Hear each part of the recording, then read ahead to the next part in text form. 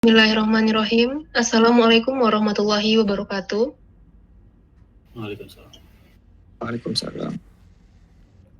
Selamat pagi kepada para mentor kita dan juga para peserta yang telah hadir pada malam ini. Saya ucapkan terima kasih atas kehadirannya dan juga kehadiran para mentor. Nah, pada malam ini kita bakal ngebahas tentang digital marketing framework yang jadi mentor yaitu Bang Rifwan Hamidi. Terima kasih kepada Bang Rifwan. Dan juga waktu dan tempat penjelasannya Bang Rifwan dipersilahkan. Oke, thank you Tika untuk introduction-nya ya. Terima kasih Bang. Let me share my screen first. Dari teman-teman udah kelihatan screen-nya? Sip, harusnya udah ya. Siap. Bentar. Oke.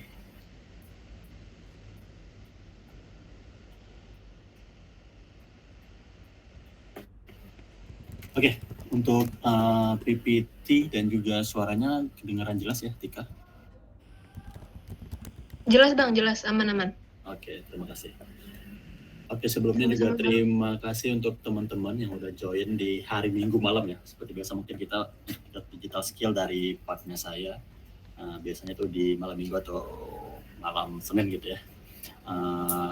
Dan as we know, sebelumnya kita juga ada pertemuan, mungkin beberapa kali pertemuan di digital skill yang membahas tentang digital marketing. Jadi ini bisa dibilang adalah lanjutan untuk sesi digital marketing selanjutnya. Ini mungkin lebih ke teknisnya, ini lebih yang kedua gitu ya kalau secara marketing digital marketingnya gitu. Mungkin sebelumnya kalau organik digitalnya udah dibahas juga oleh Fendi. Jadi untuk malam ini kita akan coba bahas mengenai digital marketing framework. Nah di sini kita bakal kulik lah gitu kira-kira di dalam digital marketing framework yang seperti apa yang bisa kita jadikan formula gitu ya untuk membuat sebuah campaign digital yang efektif atau efisien. Jadi itu kita bisa formulasikan di dalam beberapa pattern gitu ya atau dalam beberapa pola nantinya. Sebenarnya untuk digital marketing framework ini banyak banget sih sebenarnya, lebih ke banyak teknis ya, banyak hal-hal teknisnya. Tapi saya coba untuk membuat ini sesimpel mungkin, sesederhana mungkin agar teman-teman kan di sini backgroundnya dari berbagai macam studi gitu ya. Jadi nanti mudah-mudahan teman-teman bisa dimengerti. Kalau misalkan ada hal yang teman-teman ingin tanyakan, langsung aja jump in. Misalkan ada hal yang kurang mengerti atau hal-hal yang ingin ditanyakan terkait teknis, nanti bisa cut saya juga nggak apa-apa, langsung di-cut aja mungkin misalkan ada pertanyaan segala macam. Oke, ini mungkin review singkat untuk pertemuan minggu sebelumnya. Yang seperti yang kita ketahui, digital marketing adalah sesimpel artinya ya, sesimpel adalah gimana kita mempromosikan bisnis atau produk dan segala macam itu secara online dengan menggunakan multi channel ataupun platform-platform yang ada di online itu sendiri. Dan sebelumnya kita juga sempat discuss, sempat sharing bahwa digital marketing itu adalah gabungan dari science dan art. Karena tadi digital marketing itu berkaitan dengan cara menyampaikan pesan kepada masyarakat atau target audiens kita. Tapi di sana itu di kita sendiri itu banyak data-data, jadi itu gabungan dari science dan art yang membutuhkan analisis data dan juga desain. Dan seperti yang kita discuss sebelumnya juga bahwa media itu sangat berevolusi dari yang dulunya orang konsumsi TV sekarang udah mulai ditinggalkan dan akhirnya sekarang orang-orang itu udah beralih menggunakan smartphone. Nah, di sini media-media digital sangat krusial gitu posisinya untuk menarik perhatian para audiens atau masyarakat ini. Nah, itu review singkat dari minggu lalu. Jadi untuk topik hari ini kita coba bagi menjadi dua. Mudah-mudahan waktunya cukup ya teman-teman. Yang pertama, kita akan membahas tentang digital marketing framework. Yang kedua nanti digital marketing basic. Mungkin nanti dari kita ketahui dulu frameworknya apa aja, dan nanti kita bakal translate itu ke basic-basic atau dasar-dasar dari pola-pola di digital marketing. Oke. Tapi sebelum kita bahas dua poin ini, kita mau coba membuat inline lagi ya, membuat pemahaman yang sama lagi. Di manakah sih perannya digital marketing itu sendiri? Baik itu di bisnis ataupun baik itu bisnis yang skala besar ataupun skala kecil gitu ya. Nah, untuk peran digital marketing sebenarnya sempat saya singgung juga sedikit di minggu lalu. bahwa kalau kita lihat sebagai seorang pengusaha ataupun sebagai seorang pekerja UMKM ataupun sebagai business owner dan juga karyawan. Nah, biasanya ini adalah objektif-objektif ataupun tujuan-tujuan yang harus kita capai. Yang pertama itu ada namanya business objektif, yang kedua marketing objektif, terus komunikasi objektif, dan selanjutnya media objektif. Nah, sebenarnya inti dari semua apa yang bisa dibilang ya, kegiatan transaksi di seluruh kehidupan lah bisa dibilang sebegitu, baik itu dari tadi perusahaan kecil, UMKM, bahkan perusahaan besar, ada yang namanya bisnis objektif. Yaitu bisnis apa sih yang pengen mereka capai gitu. Apakah dari penjualan, apakah dari download aplikasi dan segala macam. Itu adalah bisnis core yang harus kita ketahui. Dan selanjutnya bagaimana bisnis objektif itu nanti ditranslate atau diturunkan ke marketing objektifnya. Kira-kira untuk mendapatkan 1 juta penjualan misalkan, kegiatan marketing ataupun kegiatan pemasaran seperti apa yang harus kita rancang selama setahun ke depan. Contohnya seperti itu. Apakah itu kegiatannya di online, di digital, dan segala macam. Itu harus dirancang di sini, atau ditentukan di sini. Selanjutnya, dari marketing objektif ini kita harus turunin nih ke yang namanya communication objektif. Karena kita kan tadi di bisnis objektifnya kita ada yang namanya target. Nah, target itu kira-kira harus dicapai, dituju kepada siapa. Dan cara komunikasi kepada orang tersebut harus kita definisikan. Pesannya seperti apa, cara atau style pesannya untuk menyampaikan pesan kepada target audiens itu kita seperti apa. Itu yang kita akan translate di sini, di komunikasi objektif. Dan setelah itu baru kita turunkan ke media objektif. Nah, untuk mencapai atau reach gitu ya, atau untuk mendapatkan perhatian dari target audiens kita, kira-kira platform atau strategi seperti apa yang kita bisa gunakan di media. Media di sini banyak ya, tadi salah satunya media digital. Nah, sebenarnya peran digital marketing itu ada di sini nih, di media objektif. Jadi kalau teman-teman berpikiran sekarang misalkan dari beberapa entrepreneur gitu atau membangun aplikasi, teman-teman harus pikirin nih dari atas sampai ke bawah. Semua objektif ini, dan kira-kira nanti digital marketing akan membantu kita di bagian ini. Gimana caranya agar tadi media-media ataupun platform-platform, channel-channel yang kita pilih itu efisien dan relevan untuk mendukung bisnis objektif ini. Nah, sebenarnya ini tradisional ya, nggak cuma bisa berlaku untuk digital doang, tapi ini juga bisa berlaku di media atau marketing secara keseluruhan sebenarnya. Dan sebenarnya kalau kita lihat peran IT itu juga sebenarnya kalau kita misalkan membangun aplikasi, misalkan tadi kita punya pabrik tapi kita punya usaha kopi, tapi kita bikin websitenya, kita bikin aplikasinya gitu. Nah, itu kan sebenarnya tujuannya ada di sini nih, di communication atau marketing objektif, yang tadi tujuannya agar kita bisa mencapai si business objektif ini. Nah, ini salah satu contohnya agar teman-teman juga bisa mengerti kira-kira seperti apa. Nah, ini mungkin dalam Inggris ya, tapi coba kita pelajari bersama-sama. Seperti contoh di sini, di bisnis objektif misalkan kita adalah sebuah perusahaan, misalkan Gojek gitu, aplikasi untuk yang mendukung keseharian kita gitu ya. Nah, di secara bisnis objektif kita harus clear nih bahwa tujuan dari bisnis kita adalah untuk misalkan menaikkan pengguna aktif tiap harinya, daily active user dari 10 juta misalkan menjadi 15 juta di tahun 2021. Nah, ini clear nih. Dari bisnis objektif ini udah jelas bahwa kita pengen aplikasi kita digunakan oleh orang itu makin banyak, dari 10 juta menjadi 15 juta. Nah, hal ini tentu akan kita turunkan nih ke marketing objektif. Nah, di marketing objektif kita harus cari nih kira-kira gaya pemasaran seperti apa yang kira-kira mendukung nih tadi untuk naikin si pengguna aktif tiap harinya. Nah, contohnya kita bikin di sini position branding kita. Kita bikin adalah posisi brand kita bahwa your trust and reliable daily lifestyle partner. Kita bisa bilang bahwa ini aplikasi kita adalah aplikasi yang terpercaya dan sangat bisa digunakan untuk mendukung kehidupan kamu sehari-hari. Nah, di sini marketing objektif udah clear juga bahwa kita akan melakukan pemasaran ataupun kegiatan mengenai hal ini. Kita udah definisikan di sini. Nah, di sini di communication objektif nanti kita turunin lagi. Kira-kira untuk mencapai your trusted and reliable daily lifestyle partner ini, kira-kira bagaimana kita menyampaikan pesan ini mulai dari tadi beberapa level audiens yang akan kita tentukan. Nanti kita akan bahas hal ini juga sedikit di sharing session kali ini. Dan nanti yang terakhir baru si media objektif, yang perannya digital marketing ini. Kira-kira nanti cara delivery-nya atau menyampaikan pesannya itu di media seperti apa dan aplikasi seperti apa, agar orang-orang tahu nih bahwa aplikasi kita adalah aplikasi yang terpercaya dan bisa mendukung kegiatan sehari-hari. Dan nantinya apabila semua ini dijalankan dengan baik, akan mendapatkan hasil. Tujuannya, tentunya tujuan akhirnya adalah ini, evaluasinya adalah di sini.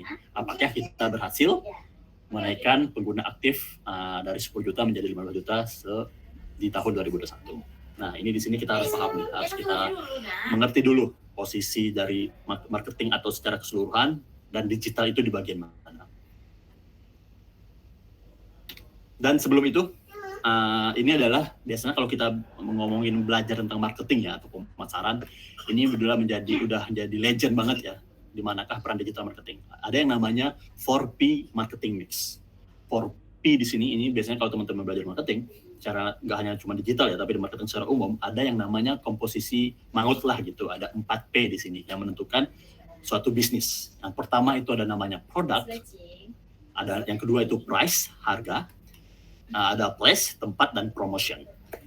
Nah, kalau teman-teman kita bedah dulu secara keseluruhan ya, secara pandangannya itu lebih luas. Misalkan dan hal ini ya, dan 4 hal ini saling membutuhkan lah gitu, saling membantu satu sama lain. Hal yang pertama, apabila kita mau jualan, simpelnya kalau kita tarik misalkan mau jualan, tentunya kita harus punya produknya dulu. Produk kita itu apa sih gitu? Kita harus tahu nih. Oke, produk kita misalkan alat kecantikan. Alat kecantikan ini intinya sebenarnya menurut saya ya pribadi, untuk 4P marketing ataupun secara dunia bisnis, kita harus punya produk yang kuat dulu. Sebelum kita ngomongin ini ya, ngomongin digital marketing, ngomongin bla bla bla gitu, sebagai entrepreneur, sebagai pengusaha ataupun sebagai misalkan kita bikin startup, kita harus punya produk yang kuat dulu nih. Kira-kira produk kita ini seperti apa, solusi yang ditawarkan seperti apa, solusinya memecahkan masalah yang seperti apa, itu harus benar-benar didefinisikan di sini. Ini harus kuat dulu. Biasanya kalau produk yang bagus itu kan produk yang emang secara teknis itu bagus, dan yang kedua produk yang unik atau berbeda dari yang lainnya. Nah, itu biasanya produk itu bakal cepat nih lakunya gitu ya. Nah, setelah produk itu baru kita tentukan harganya. Nah, itu kan price-nya, promotion-nya dan segala macam. Price-nya, diskon dan segala macam, harganya kira-kira seperti apa. Nah, di price ini tentunya kita baru ke place-nya. Place di sini kita mau jualan di mana? Kita mau jualan kepada siapa? Nah, di sini kita harus tentuin. Misalkan tadi produk kecantikan, apakah kita nanti mau jualan ke anak-anak, ke bapak-bapak, atau ke ibu-ibu? Nah, misalkan ternyata cocoknya ke ibu-ibu. Nah, ibu-ibu yang seperti apa? Apakah ibu-ibu yang sering ada di rumah doang, atau ibu-ibu yang sering keluar rumah, dan segala macam. Nah, itu harus kita definisikan di sini. Nah, setelah semua 4P ini terdefinisikan dengan bagus, baru deh kita ke namanya promotion. Gimana caranya kita mendeliver atau menyampaikan produk ini agar diketahui dan akhirnya dibeli oleh masyarakat atau target audiens kita. Nah, jadi di sini adalah posisinya juga nih, kita harus paham bahwa posisinya digital marketing. Sebelum kita ngomongin digital marketing ya, atau kita harus tahu nih yang 4P ini. Product, place, price, dan kita posisinya ada di sini di bagian promotion. Jadi kita membantu promosi gimana caranya digital marketing ini untuk menginformasikan target market tentang produk bisnis kita. Banyak cara kan kalau kita bahas di pertemuan sebelumnya, bisa dari paid media ataupun dari kegiatan-kegiatan yang organik gitu, seperti itu. Jadi kita harus jelas atau clear dulu posisi kita ada di sini nih untuk belajar si digital marketing itu sendiri. Nah, ini juga sempat kita discuss sebelumnya, mungkin kalau teman-teman nggak sempat aware ya, mungkin kemarin mungkin karena blank, share screen-nya blank, tapi kemarin saya sempat discuss bahwa untuk membuat sebuah digital marketing plan, nah ini adalah beberapa tahapan. Dan ini mungkin kita akan sesi kali ini kita nggak bahas ini dulu, mungkin lebih ke framework-nya tadi. Mungkin di minggu depannya lagi baru kita bahas ini yang tadi. Yang kemarin kita bahas bahwa sebelum membuat digital marketing kita harus pahami dulu kompetisinya, produk kita, rekomendasi, dan akhirnya nanti estimasi dan juga reporting. Ini adalah alur yang kita bahas minggu lalu ya. Oke. Yang pertama kita akan coba bahas tentang poin yang pertama mengenai digital marketing framework atau framework digital marketing itu seperti apa. Mungkin ini sebagai fundamentalnya juga yang sempat kita bahas sebelumnya ya minggu lalu. Ini adalah fundamental yang harus sama-sama kita ketahui nih teman-teman, bahwa di media ataupun digital itu ada yang namanya 3 platform yang harus selalu kita gunakan. Dan seorang digital marketer bertugas gitu ya, secara kasarnya kita bisa bilang bertugas untuk mengelola 3 hal ini. 3 hal ini, media-media apa saja sih yang bisa kita gunakan untuk menggunakan digital marketing ini? Ada yang pertama namanya paid, own, dan earn. Ini kan sebenarnya bahasa Inggris, tapi kalau kita translate, ya, yang kita discuss juga sebelumnya, paid adalah media yang kita gunakan, yang bisa kita gunakan, tapi kita harus bayar dulu nih. Contohnya itu ada social media ads, Instagram ads, SEM, yang ada pay per click, itu bayar per klik, bayar per impresi, dan sebagainya. Jadi kalau kita mau pasang media di sini, kita harus bayar. Nah, ini disebut dengan iklan juga. Contohnya di TV kan gitu, kalau di billboard, kalau iklan kita mau muncul di billboard di pasar Lubus Kaping, misalkan, berarti kita harus bayar dulu. Itu di sini namanya paid. Nah, yang kedua ada yang namanya own media. Own itu yang benar media-media atau platform-platform yang bisa kita kuasai seutuhnya, milik kita sendiri. Own itu kan artinya milik kita gitu ya, milik sendiri gitu. Nah, jadi kita leluasa nih mau ngapain aja di situ. Contohnya website kita itu kan itu kita yang develop, kita yang atur segala macam desainnya, copywritingnya. Nah, itu kepemilikan kita. Nah, kita harapkan orang-orang datang nih ke media-media atau platform-platform yang kita miliki itu. Contohnya website, blog, email, bahkan akun sosial media kita. Kan kita harapkan kita bikin konten agar mereka datang, ngelihat, dan kita bisa kelola dengan baik. Dengan diri kita sendiri gitu. Tanpa campur tangan ataupun harus dibayar. Nah, yang ketiga baru yang namanya earn. Setelah kita melakukan adanya paid media, own media, ada yang namanya earn yang kita dapatkan secara organik, mention yang dapat organik dari customer kita. Bisa berupa review, bisa berupa mention, komen yang baik, komen yang positif, sharing gitu. Bahkan kalau ada influencer yang ataupun KOL ya, artis yang suka, dia post di akun sosial media mereka secara gratis. Seperti itu.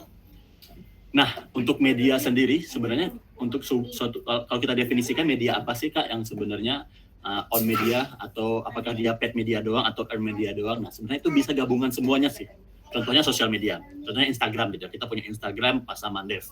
Nah, itu bisa jadi gabungan ketiga platform ini. Bisa gabungan dari paid media, on media, bahkan earn medianya sendiri. Contohnya sosial media kita punya akun Pasamandev. Di own media kita rajin nih bikin konten. Nah, itu kan kita benar-benar kita yang kuasai ya, kita yang punya gitu. Kita mau bikin konten seperti apa, kalendernya, kopinya seperti apa. Nah, itu kita yang punya sendiri, dan bahkan kita nanti mau coba misalkan kita mau CTA-nya atau harapannya kita pengen mereka landing ke website kita atau melakukan pembelian dan segala macam. Nah, apabila sebuah konten itu kita bikin dan kita boost atau kita iklankan di Instagram gitu, pakai Instagram Ads, nanti itu yang namanya paid media. Misalkan konten kita bagus atau produk kita bagus, kita dapat review yang bagus dari orang lain misalkan, ataupun dari audiens kita, nah nanti itu bisa disebut dengan sosial media ini, bisa disebut juga dengan earn media. Nah, tapi intinya kita harus pahami nih beda ketiga ini. Jadi nanti kita bisa tahu teritori gitu ya, ataupun SOW, scope of working-nya seperti apa. Kalau kita mau lakukan placement di own media seperti apa, mau strategi di paid media seperti apa, dan earn media seperti apa. Nah, intinya seorang digital marketer adalah seseorang yang bisa mengatur semua strategi ini. Kalau jadi seorang digital marketer kita harus paham ya. Tapi mostly ya kebanyakan kita akan berkutat di sini sih biasanya. Gimana bikin strategi yang bagus di paid medianya. Tapi nggak kalah penting juga gimana kita bisa membuat strategi yang bagus di own medianya juga. Karena kalau paid media dan own medianya udah brilian atau bagus, itu akan ada unsur virality gitu ya. Gimana itu bisa jadi viral. Nah, nanti kalau udah viral tentunya dapat nih earn ataupun mention, review, atau bahkan orang rela bikin konten gratis tentang produk kita. Dan itu biasanya ini udah ultimate banget lah gitu, bahwa harapannya di sini kita dapetin earn medianya ataupun review ataupun shareability gitu ya, viral, yang halnya viral. Nah, salah satunya untuk framework yang harus kita ketahui, mungkin sebelumnya kita juga sempat discuss ya, ada yang namanya marketing funnel. Marketing funnel di sini adalah represent atau menunjukkan gimana journey dari para consumer kita. Yang sebelumnya kita sempat discuss dan bikin kuis juga kan, bahwa ada yang namanya, sebenarnya banyak versinya, tapi yang sering banget digunakan ada yang namanya AIDA Buyer's Journey. Awareness, Interest, Desire, and Action. Nah, di sini adalah funnel. Funnel di sini adalah journey. Journey ini bisa dibilang apa ya? Jalur lah ya, ataupun bisa dibilang pengalaman lah ya sebelum audiens kita membeli. Nah sebenarnya analoginya bisa kita AIDA buyer's journey ini, awareness, interest, desire, action ini sebelum kita bahas, kita bisa analogikan ke kehidupan sehari-hari kita. Salah satu contohnya bagaimana sih, yang simpelnya ya mungkin kita tarik ke kehidupan sehari-hari biar teman-teman dapat analoginya. Bagaimana sih cara kita berkenalan dengan teman, sahabat, dan pacar. Tahapannya seperti apa? Mungkin untuk hal ini ada teman-teman yang bisa bantu nggak? Misalkan kalau kita mau dapetin pacar nih atau sahabat, tahapannya seperti apa dulu nih? Apakah kita tiba-tiba ketemu orang, mau dong, kamu mau nggak jadi sahabat? Tiba-tiba kita tanya gitu ya, mau nggak kamu jadi pacar aku? Kepada orang yang kita belum kenal terlalu dekat. Apakah itu mungkin? Itu sama halnya dengan si AIDA ini nantinya. Mungkin sebelum kita ngomong ke situ, mau tanya ke teman-teman. Cara teman-teman kenalan gitu ya, dengan teman, sahabat, dan pacar itu tahapannya seperti apa sih gitu? Mungkin ada yang bisa bantu jawab nggak? Mungkin ini lebih nggak apa-apa, itu bahasan ke awamnya aja gitu, kayak gimana. Nanti kalau teman-teman bisa menjawab hal itu atau menganalogikan hal itu, nanti teman-teman bakal ngerti nih buyer's journey ataupun AIDA buyer's journey ini seperti apa.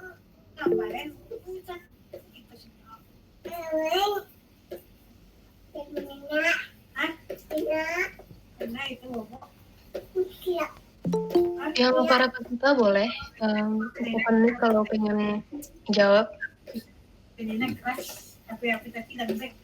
Apa sharing kehidupan sehari-hari aja kali ya, gimana caranya kamu kenalan sama teman, sahabat, atau pacar. Kita ada tahapan-tahapannya tuh. DM Instagram dulu. Ya, bisa sih. Sebelum DM tapi pasti lihat dulu kan profilnya Ikosia. Kenal nggak kurangnya? Ya, cek dulu kan. Cek dulu kan. Iya. Nah, mangga di DM pasti ada tujuannya kan? Pasti ada, mungkin dia misalkan kalau cowok misalkan dia cantik atau misalkan dia sering upload tentang kesehariannya yang menarik gitu, makanya kita DM. Yang penting kita riset dulu kan, kita coba tahu dulu nih orangnya siapa. Iya. Yap. Nah mungkin analoginya sama nih, kalau AIDA itu seluruhnya di bisnis ataupun di produk, journey-nya juga sama tadi, awareness, interest, desire, and action. Nanti kita bahas satu-satu. Tapi analoginya, kalau kita mau jualan produk kepada orang lain, nggak mungkin dong kita tiba-tiba orang yang nggak tahu, misalkan kita jualan sampo kita namanya sampo apa namanya, misalkan sampo ABC misalkan. Terus tiba-tiba kita ketemu orang nggak tahu, kita nggak kenal dia siapa, tahu kita tawarin, beli dong sampo ABC ini. Nah kemungkinan pasti ada dua, bisa diterima bisa ditolak, tapi kemungkinan besar pasti ditolak karena kita nggak tahu nih apakah orang ini butuh sampo, orang ini siapa, apakah dia cowok atau cewek, kita misalnya random doang gitu, apakah dia orang yang sudah bekerja, apakah dia punya penghasilan. Nah itu kan harus kita ketahui terlebih dahulu. Nah ini yang fungsinya tadi AIDA framework ini harus kita pelajari, jadi kita bisa tahu nih kira-kira kita mau ngomongin apa, kepada siapa, dan targetnya atau objektifnya seperti apa. Nah balik lagi nih ke analoginya, kalau kita tadi mau kenalan ataupun punya sahabat atau pacar, itu ada beberapa tahapan nih sebelum jadi sahabat atau pacar itu sendiri. Yang pertama pasti kita akan kita pasti tahu gitu. Kita harus cari orang-orang yang tahu dengan diri kita. Misalkan dari kita satu SMA, pasti kan nggak semua orang itu ada yang tahu kita kan semuanya. Pasti ada yang nggak tahu atau yang udah tahu juga misalkan karena tahu kelas dan segala macam. Nah selanjutnya setelah orang itu tahu tentang kita, pasti ada lagi nih, ada orang yang harapannya itu kenal dengan kita. Kan nggak lebih dari tahu gitu, ternyata dia kenal nama kita, dia kenal panggilan, dia kenal kita di kelas mana dan segala macam. Nah setelah dia kenal, nah ada kemungkinan nih baru kita jadikan orang itu sebagai teman. Nah orang yang jadiin teman ini kan tentunya orang yang tadi yang kenal dulu kan. Setelah dia kenal, ternyata kita ada satu kesamaan nih sama orang tersebut.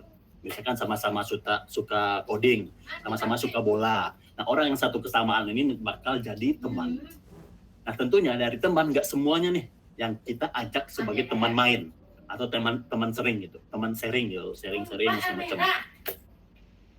Dan tentunya ada lagi nih seleksi di sini. Kita pindahin yang dari teman akhirnya menjadi teman main. Tentunya teman main ini nggak cuma satu kesamaan lagi nih, tapi orang-orang yang ternyata nyaman dengan kita, ternyata ada kesukaan juga mungkin, dan dan lebih lagi dari satu frekuensi, itu sefrekuensi banget. Nah, orang-orang ini tentunya orang-orang yang udah berkorban nih, yang udah satu frekuensi, nyaman, kita ajak jadi teman main. Nah, agar dia jadi, selanjutnya ada levelnya lagi nih. Kalau teman-teman main ini misalkan ada 10 orang, tentu nggak semuanya nih yang mau berkorban untuk kita, yang selalu ada untuk kita. Nah, orang-orang yang mau berkorban dan melakukan apa saja yang kita inginkan, nah ini baru jadi sahabat atau pacar. Dan tadi analoginya kan dan sebenarnya marketing ataupun digital marketing ini, gimana caranya kita memindahkan sebanyak-banyaknya orang yang tahu ini menjadi si sahabat atau pacar. Sama dengan produk. Gimana caranya kita memindahkan orang-orang yang cuma tahu produk kita, tadi yang cuma tahu produk sampo ABC, gimana caranya kita pindahin mereka pelan-pelan by proses agar mereka mau membeli, bahkan selalu menjadi pelanggan setia gitu dari sampo ABC ini. Tentunya jumlahnya tadi kalau orang yang tahu itu cuma 100 orang, maksudnya banyak 100 orang, tapi lama-lama kan ada proses, ada filter, ada seleksi, dan akhirnya ketemu deh baru 3 orang doang ternyata dari 100 orang yang tahu kita, ternyata cuma 3 orang yang benar-benar jadi sahabat atau pacar kita. Nah, sama halnya tadi dari kalau kita di marketing atau jualan gitu ya, gimana caranya kita mengubah ataupun mentranslate orang dari 100 orang yang tahu produk sampo kita, akhirnya kita pindahin, akhirnya mereka lama-lama by proses itu mau jadi beli produk kita. Contohnya juga di produk Kamari, contohnya misalkan di Kamari, di Lubus Cupping ada 1.000 orang yang tahu Kamari. Tapi tentunya gimana caranya, step by step ini kita pindahin agar jadi 1.000 orang yang tahu mau download, misalkan kita dapetin 100 ataupun 150 downloader gitu, dan akhirnya mereka gunain produk Kamari. Caranya tentunya tadi digital marketing yang bagus adalah, ataupun marketing secara keseluruhan yang bagus, memindahkan sebanyak-banyaknya tadi ya, gimana caranya kita pindahin sebanyak-banyaknya orang yang tahu menjadi sahabat di sini. Jadi sebanyak-banyak lah, kalau makin banyak kan tentu makin banyak profit yang kita dapetin, gitu kan ya, banyak orang yang beli dan segala macam. Nah, analoginya juga sama, makin ke kanan kan makin kecil, makin ke kanan makin sedikit, dan juga journey-nya makin ke bawah. Nah, itu yang kita bisa jadikan analogi untuk si consumer journey atau perjalanan dari consumer atau dari manusia gitu ya sebelum membeli sebuah produk. Nah, ini harus kita pahami tadi yang dari tahu menjadi kenal menjadi teman, terus jadi teman baik, teman main, dan teman main akhirnya baru jadi sahabat atau pacar di sini. Orang yang rela melakukan apa saja demi kita. Nah, ini adalah sama kayak tadi segitiga terbalik tadi kan, yang makin lama itu makin kecil, makin sedikit, dan makin ke bawah. Nah, di sini kita harus tentuin buyer journey-nya. Dan di sini kita harus tentuin nih masing-masing itu beda-beda nih caranya. Nah, di awareness kalau kita translate tadi kan di analoginya,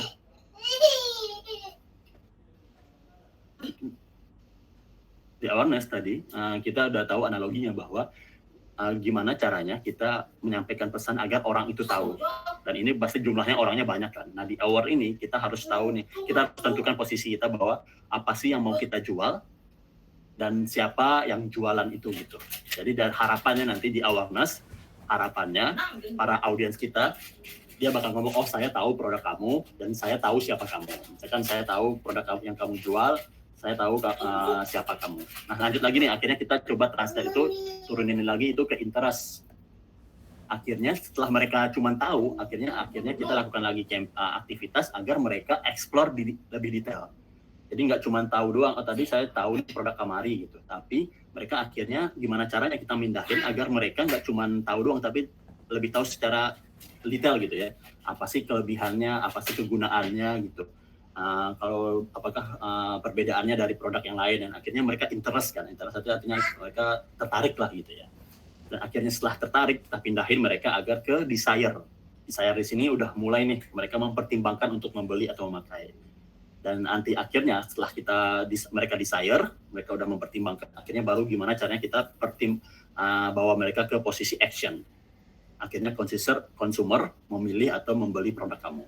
Dan bahkan sekarang ada juga yang namanya loyalty gitu ya. Bahkan ada beberapa audience atau customer yang mereka selalu beli dan benar-benar setia dengan produk kita. Dan ini harus dipertahankan. Nah, intinya kita di sini harus framework-nya harus paham dulu. posisi produk kita di mana, komunikasi kita di mana, dan audiens kita di mana. Jadi nanti itu bisa tepat sasaran gitu, apakah di awareness, interest, action. Dan proses ini adalah proses yang selalu berkesinambungan gitu. Dan mungkin kebanyakan kalau kita ya dari UMKM itu pengennya action, langsung action, langsung jualan nih. Kita pengennya langsung jualan aja, langsung suruh orang beli, suruh orang download. Tapi sebelum itu ternyata ada prosesnya nih harus kita lalui. Proses ini tentunya kalau kita lakukan dengan baik akan menghasilkan action atau konversi pembelian yang baik juga. Ini mungkin tadi udah sempat bahas juga. Sebenarnya untuk AIDA ini bakal dipecah jadi 3 lah ya, secara umum. Awareness, interest, desire ini sebenarnya untuk awareness ini disebut dengan top funnel. Ini masih funnel ya, ataupun urutan yang paling atas. Jadi di sini gimana caranya, kalau kita ngomongin awareness nanti gimana caranya biar orang-orang itu aware atau tahu dengan produk kita. Kalau udah di middle ataupun di middle funnel, di interest atau desire itu beda lagi deh komunikasinya. Gimana caranya kita di sini lebih kasih, karena kan mereka ingin tahu lebih detail kan di sini di posisi ini. Jadi gimana di sini kita memberikan mereka great experience gitu, experience atau pengalaman yang bagus ataupun konten-konten yang lebih dalam lagi. Nah saat sampai di action beda lagi nih komunikasinya atau penyampaiannya. Di sini gimana caranya mereka orang-orangnya yang udah benar-benar tertarik bisa beli ataupun melakukan action atau melakukan apa yang kita inginkan. Nah, itu sebenarnya juga translate ya. Tadi kan kalau kita itu frameworknya kan awareness, interest, desire, action. Mudah-mudahan juga teman-teman udah nangkep nih sebenarnya prosesnya seperti apa, identifikasinya seperti apa. Nah, ini juga kita bisa translate ke consumer journey sebenarnya ya. Bagaimana perjalanan, misalkan ibu-ibu membeli sebuah produk atau memilih aplikasi. Apakah dia sebelum misalkan nih ibu-ibu datang ke supermarket, dia datang untuk membeli susu anak misalkan. Apakah dia tiba-tiba datang, dia di kepalanya udah tahu mau beli apa? Apakah ternyata saya mau beli ke toko ini, saya sudah tahu mau beli susu SGM misalkan. Right.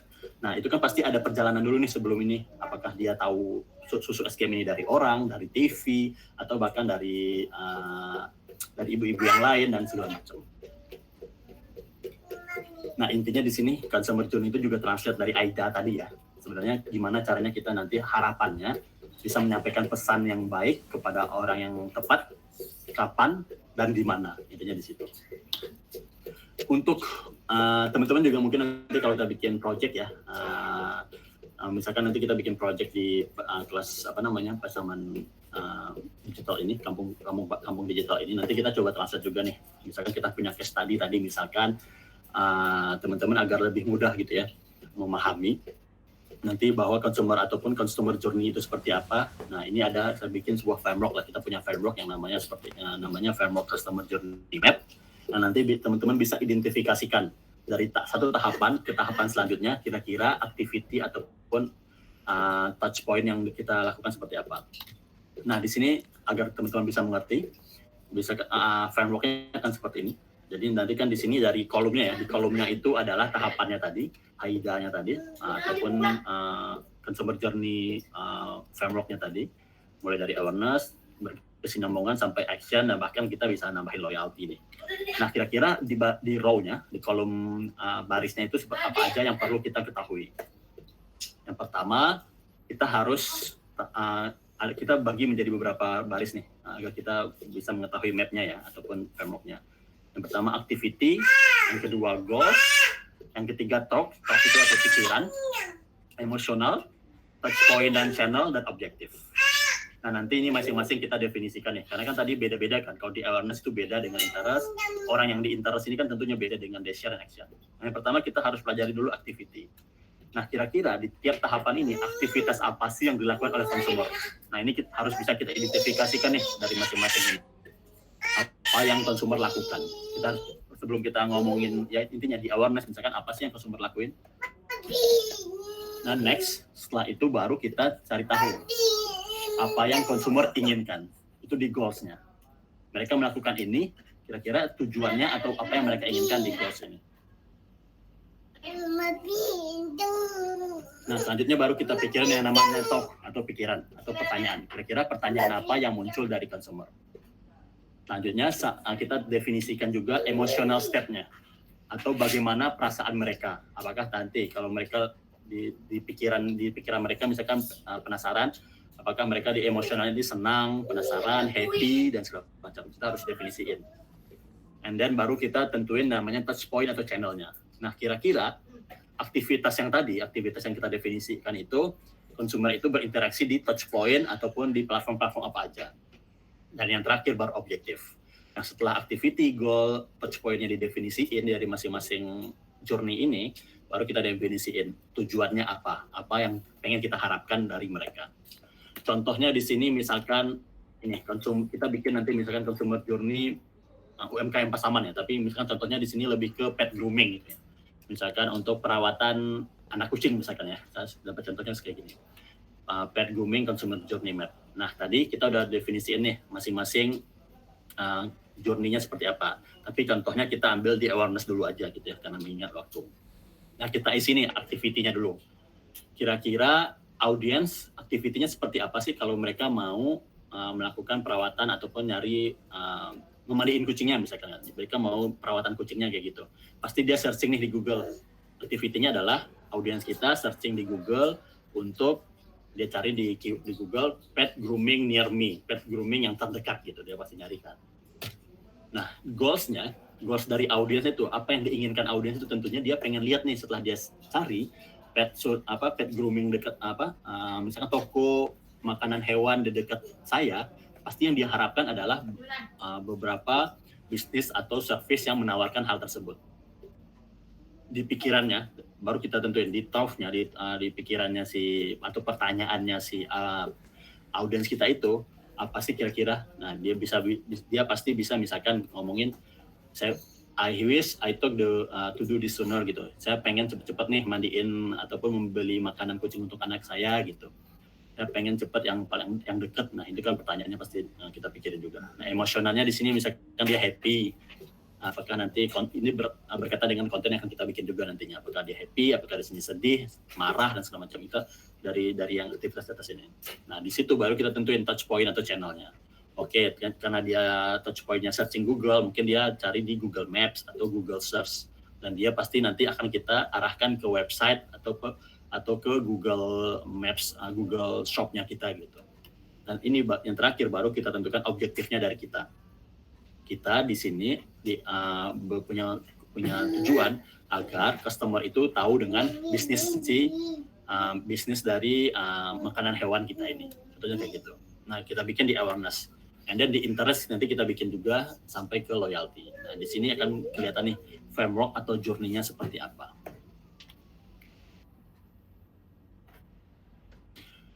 Itu untuk framework-nya. Jadi dari kalau kita belajar di digital marketing framework, nah ini nanti hasil akhirnya ya yang bisa kita terjemahkan gitu sebelum melakukan campaign. Nah, jadi framework ini harus kuat dulu. Jadi kita udah tahu di basic ini, di framework ini kita udah tahu mau melakukan apa, platformnya gimana, dan juga tadi komunikasinya akan seperti apa. Nah, kalau kita udah punya framework ini, nanti bakal enak banget nih untuk menjalankan campaign-campaign atau placement-placement, baik itu organik ataupun berbayar di sosial media, contohnya kayak gitu. Nah, selanjutnya kita bakal pindah ke sesi yang kedua, itu big point yang kedua, yaitu mengenai digital marketing basic. Tadi kan kita udah tahu frameworknya seperti apa. Contohnya tadi lebih umum ya, tadi kita bahas tentang tipe-tipe digital marketing platform yang tadi paid on earn, dan juga tadi kita belajar consumer journey. Kita udah tahu. Nah, nextnya kita bakal coba translate itu ke produk dan audience. Nanti bakal kelihatan lagi hasilnya seperti apa. Nah, ini sebenarnya untuk digital marketing basic ya, kita harus ada tahapan-tahapan untuk develop marketing strategi. Nah, di sini gimana caranya kita bisa membuat sebuah marketing strategi. Karena kan tadi kita udah ngomongin ya, prosesnya consumer journey-nya, kita udah tahu produknya juga. Dan tadi di awal juga sempat kita bahas kan tentang 4P tadi kan, product, place, price, dan promotion. Setelah di bagian marketingnya atau pemasarannya, kita biasanya harus identifikasikan dulu ini strateginya. Sebenarnya ini pengulangan juga ya, tapi ada 4 di sini harus kita tentukan. Kalau kita mau bikin marketing strategi atau lebih khususnya juga misalkan digital marketing strategi. Yang pertama, kita harus tahu, understand what is your selling. Kita harus benar-benar mengerti apa yang kita jual, apa yang kita tawarkan. Itu sebelum kita ngomongin campaign, strategi konten, kita harus benar-benar paham dulu nih. apa sih yang kita jual ini gitu. Dan di sini nanti akan menghasilkan value ataupun value atau product proposition, posisi produk kita itu ada di mana. Setelah kita tahu produk kita, tadi yang saya mention, kita juga harus baru kita identifikasikan kira-kira siapa sih yang akan memakai, menggunakan atau membeli produknya kita, yang disebut dengan target market. Karena tadi kalau misalkan kita jualan sampo, nggak mungkin kan kita pengen jualan itu ke semua orang. Pasti kita harus spesifikin lagi nih, kira-kira siapa sih yang beli sampo ini, ataupun misalkan kopi gitu, kopi Pasaman, siapa yang beli kopi ke Pasaman, apakah bapak-bapak, ibu-ibu, anak-anak. Nah itu harus kita definisikan. Jadi kita dapetin nih namanya persona audience di sini. Yang gak kalah penting, selanjutnya kita harus lihat kompetisi kita. Kompetisi ini penting banget. Jadi kita harus tahu kira-kira siapa aja sih yang menawarkan produk yang serupa, mereka itu gayanya seperti apa, platformnya, komunikasinya, desainnya, semua kita harus pahami. Jadi itu jadi pelajaran juga buat kita, dan tentunya kita bisa ambil angle yang berbeda. Kira-kira produk kita uniknya di sebelah mana dibandingkan dengan kompetisi. Terus yang terakhir baru deh kita translate itu ke customer journey tadi. Ini kita harus tadi yang pahami. Dari tiap-tiap customer journey yang awareness, interest, desire, action tadi kita layering gitu ya, kita bikin frameworknya tadi. Nah yang pertama, untuk understand what is your selling di digital, kita harus tentukan atau define, sebelumnya sempat kita bahas juga minggu lalu ya, di sesi Q&A gitu pertanyaan, bahwa kita harus define atau tentukan value proposition kita.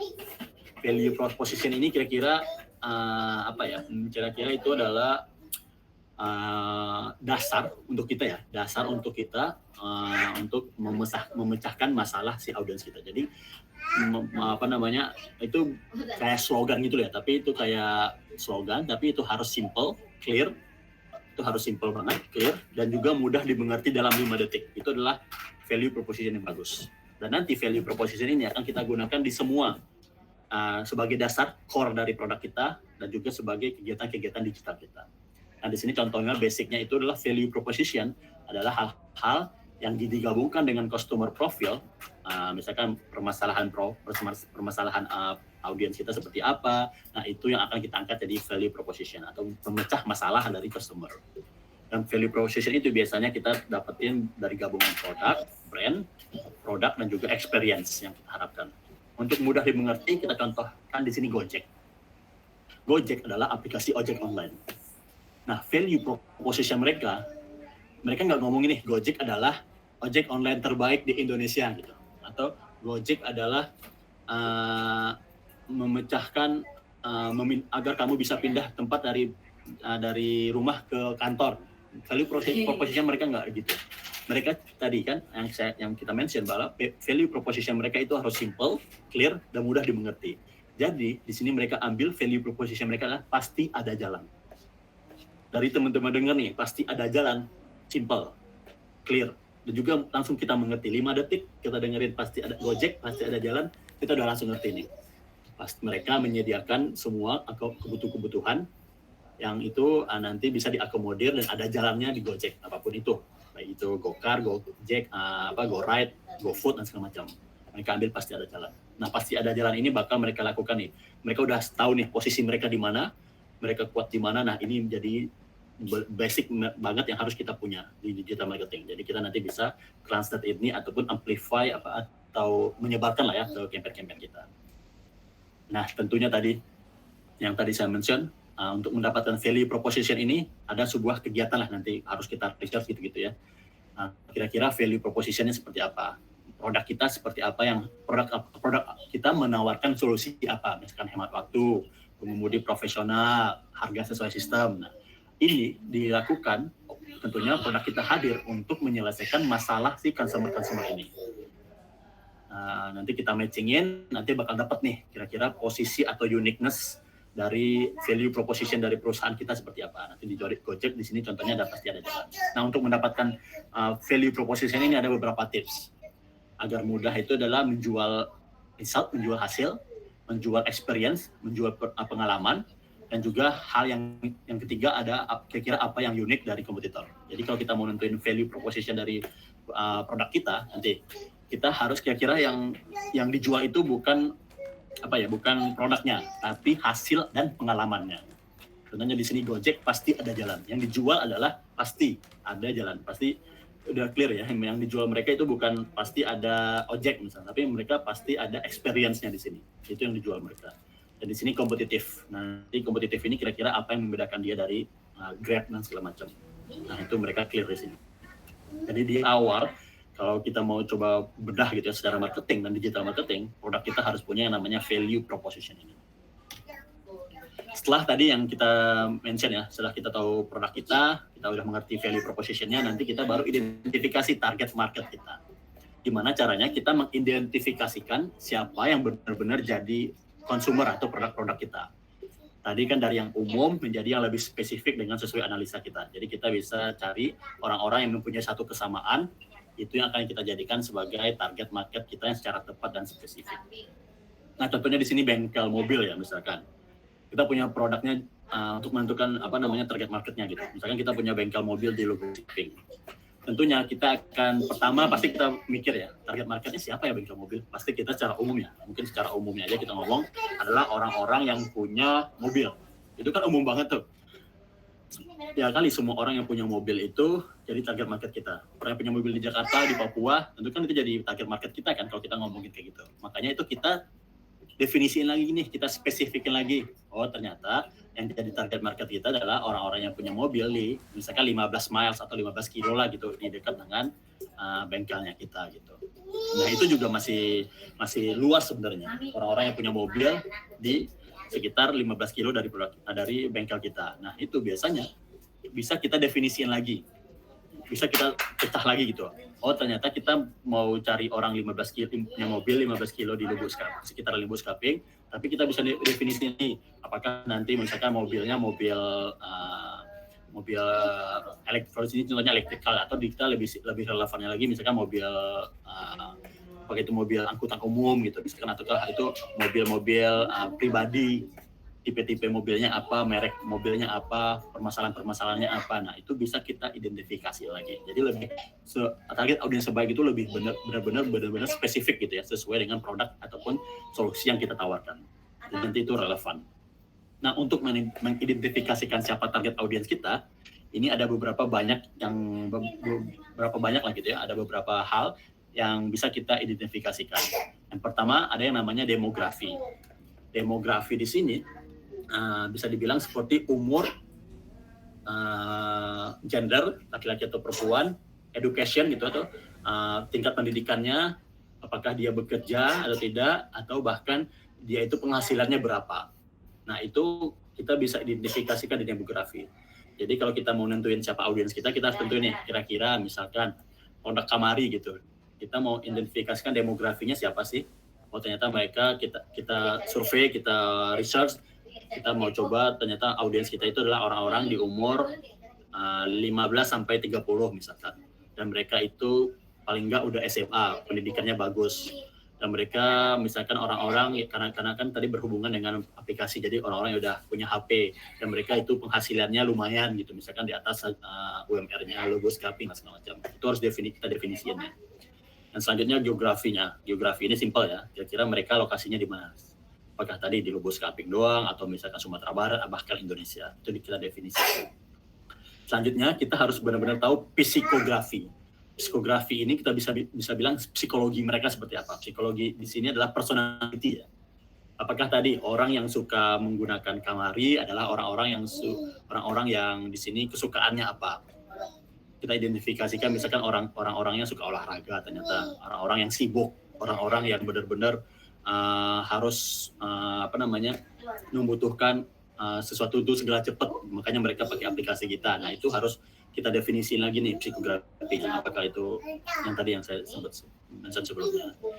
Dan selanjutnya baru nanti teknografi juga bisa, misalkan HP apa yang mereka gunakan, HP jenis apa, dan bahkan nanti behavior. Di sini adalah behavior atau pengalaman behavior itu adalah kegiatan sehari-hari mereka juga bisa kita definisiin. Ternyata misalkan kita nyari orang-orang yang suka kopi, yang tiap hari pergi ke kantor, yang tiap hari sarapan beli sarapan keluar, kita harus definisiin nih di sini.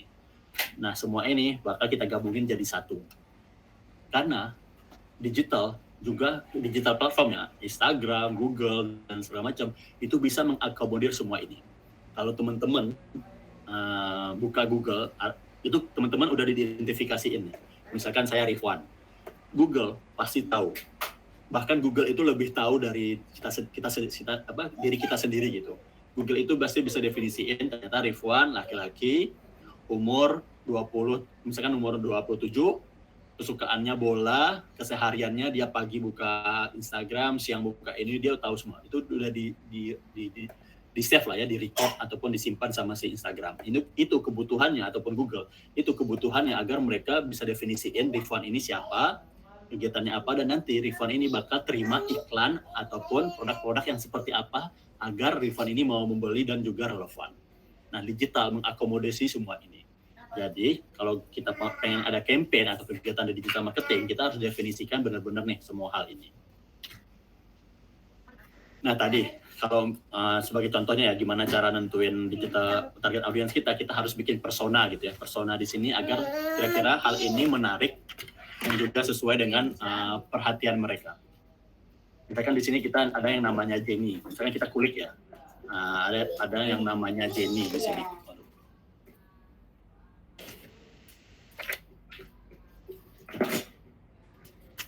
Sorry, bentar.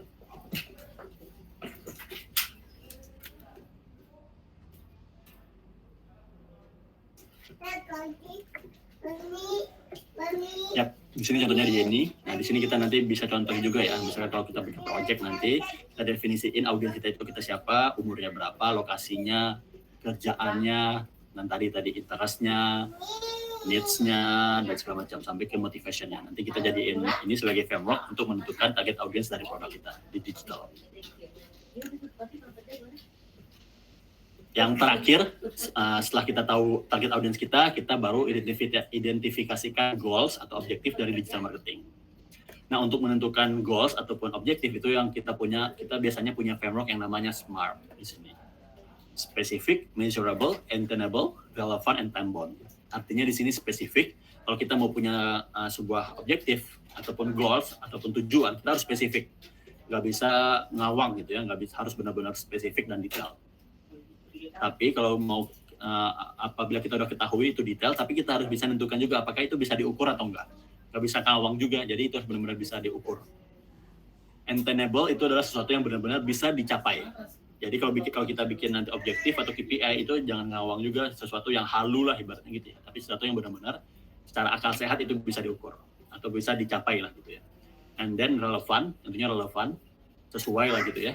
And then terakhir time bound. Dan di sini time bound ini harus punya waktu sebagai pembelajarannya gitu. Misalkan apakah kita mau target ini selama 1 bulan atau selama 3 bulan atau selama 1 tahun. Nah, contohnya di sini, ini contoh penerapan tadi, SMART objektif. Misalkan objektif secara keseluruhan ya, ini juga berkaitan dengan set awal tadi. Objektifnya misalkan increasing online sales dari toko penjualan gelas gitu misalkan. Nah, di sini objektifnya itu harus, tadi kan SMART harus spesifik nih, ternyata hasilnya itu adalah spesifik. Menjual 100 produk cangkir gitu. Nah, itu udah spesifik kan, ada di sini 100. Nah, selain spesifik dia measurable, bisa diukur, ada angkanya nih 100. Attainable, tadi bisa dicapai. Kamu mungkin kan menjual 1 juta, kita menjualnya di Lubus Kaping, tapi kita jualinnya 1 juta gelas gitu. Itu kan nggak sesuai dengan jumlah audiens yang ada di Lubus Kaping gitu. Nah, itu attainable. Reach, relevant, tadi ini juga relevan. Kalau kita mau jualan ini, online sales di toko gelas, tentunya kita mau jualan gelas di sini. Dan terakhir time bound. Time bound di sini ada waktu. Kira-kira deadline-nya kapan? Nah, ini harus kita tentuin juga di awal nih, saat kita mau melakukan digital marketing. Dan terakhir, ini mungkin slide terakhir juga, sorry teman-teman, kemakan waktunya 9 menit ya. Jadi di sini terakhir nanti kita juga bikin namanya one page digital marketing plan. Nah, di sini gabungan nih harapannya setelah kita tahu tadi framework-nya, akhirnya kita bisa terjemahin ini jadi satu marketing plan untuk jadi referensi kita nantinya untuk membuat atau melakukan campaign digital. Di sini dibagi 2, ada yang product centric dan di sini ada yang market centric. Jadi pertama-tama tadi ya kita definisiin problemnya seperti apa, nanti kita bisa list. Misalkan kalau Kamari problemnya apa sih gitu yang ada di warga Lubuk Kaping. Apakah dari hal transportasi dan segala macam, ini kita harus tahu definisi dulu problemnya. Dan nanti solusi dari produk kita apa untuk mengatasi masalah ini. Dan setelah solusinya tahu, kita kira-kira baru bikin tadi unique value proposition-nya. Value proposition dari produk kita ini apa? Setelah kita tahu kan problemnya, ternyata produk kita itu menyelesaikan masalah A, ternyata unique value proposition kita menjadi A gitu. Jadi kita tahu di sini kita definisiin. And then baru kita tentuin tadi customer journey-nya, customer segment-nya. Siapa yang beli produk ini, dan tadi definisi ataupun persona audiens kita itu apa aja. Nah setelah itu baru kita definisiin kira-kira channel-nya seperti apa, apakah nanti kita bisa cari apakah di YouTube, Facebook, Instagram dan segala macam. Nah, dan hal yang kalah penting kalau kita ngomongin bisnis ya, kita harus tentu juga namanya cost structure, kira-kira keuntungan kita dapat dari mana, dan juga tadi sebenarnya ini berkaitan dengan list source revenue, kira-kira revenue ataupun penghasilan dari produk kita itu dari apa aja, dan nanti kita strukturin di sini. Nah yang terakhir baru key metric, kira-kira tadi definisi ataupun goal-goal seperti apa yang kita capai dan kapan kita akan mencapai hal tersebut. Nah ini di sini harus kita bikin nih agar nanti ini jadi pedoman atau framework-nya kita. Yap, mungkin udah kemakan waktunya teman-teman 11 menit. Ini adalah tadi slide terakhir. Jadi intinya sih tadi dari teman-teman kita belajar framework marketing digital marketing seperti apa, dan juga nanti kita udah bikin frameworknya ya, ataupun plan-nya seperti apa dari tadi yang audience, dari produk, audience, consumer journey dan segala macam. Nanti hal itu akan kita gunakan, akan kita jadikan dasar untuk melakukan campaign digital marketing di sesi selanjutnya. Ya, mungkin cukup sampai sekian. Mungkin saya balikin ke Tika kalau ada pertanyaan ataupun sesi selanjutnya ya. Oke, terima kasih banyak kepada Bang Rifwan Hamidi. Nah, para peserta, kalau ada yang mau ditanyakan, kita masuk ke dalam sesi pertanyaan dulu. Ada yang mau ditanyakan? Silakan langsung open mic aja.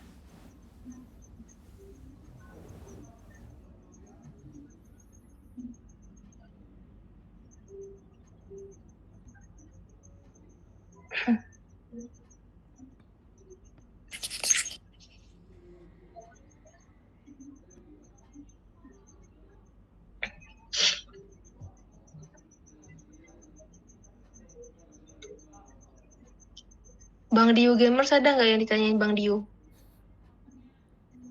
Biasanya Bang Dio ini berlalu ya. Gak ada, Kak. Oh, oke. Kak Nur Fazlin?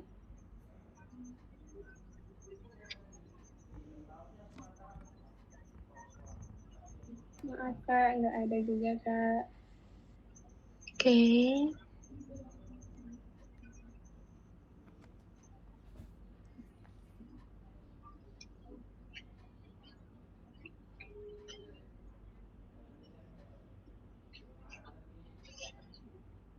Bang Ilham Afandi ada yang tanyain nggak Bang?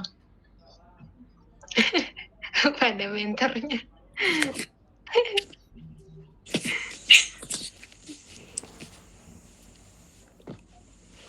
Tanyalah, siapa yang mau tanya? Mumpung ada Bang Rifwan di sekolah. Kak Ruham Amalsa?